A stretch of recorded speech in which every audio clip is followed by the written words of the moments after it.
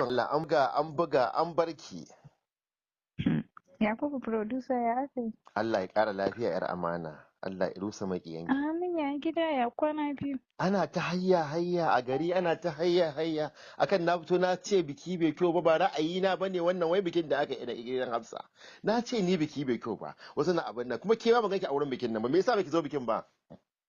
Wallahi Yakubu producer na rantse da Allah yanzu haka kunyanta ma nake ji. Me isa? Ba daɗi ai. Hafsa tawa ce. Wallahi na so zuwa bikin nan bana nan. Wallahi. Ashe ke an baki ashe saboda ke mai capacity ce ke ashe an baki ashe.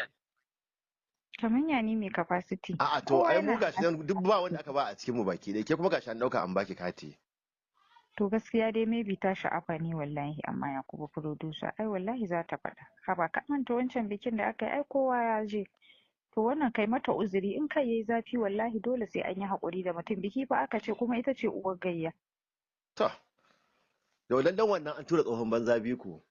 Amma gaskiya dai lamarin abin da kin ga dai bai zafi bai daɗi ba kowa haushi ke ji kallon wannan lamarin umma shi ki faɗi gaskiya zaki faɗi gaskiya an mun daidai da Allah a matsayin mu na PRO Kannywood family mu na ai mun gayyace ta amma ita nata ta cire mu a jiki wannan daidai ne abin da aka yi min Yakubu producer bikin nan ku masu gayyatan wasu ne na'am na rantse da girman Allah ni uzurin da nake so ku yi mata kawai maybe kanta yayi zafi ne wallahi saboda ai tana mu'amala da yan fim bata ware kanta ba amma kuma mai gayya ba gayyace shi ba kenan ni me a matsayina mu masu gayyatar kuma ba a gayyace mu ba me zaka ce gami da wannan ya ku producer in kai ne mai gayyata kai fa ba uban ango bane to haka ne uban amarya bane uban amarya ma bai je wurin ba to kai menene na damuwa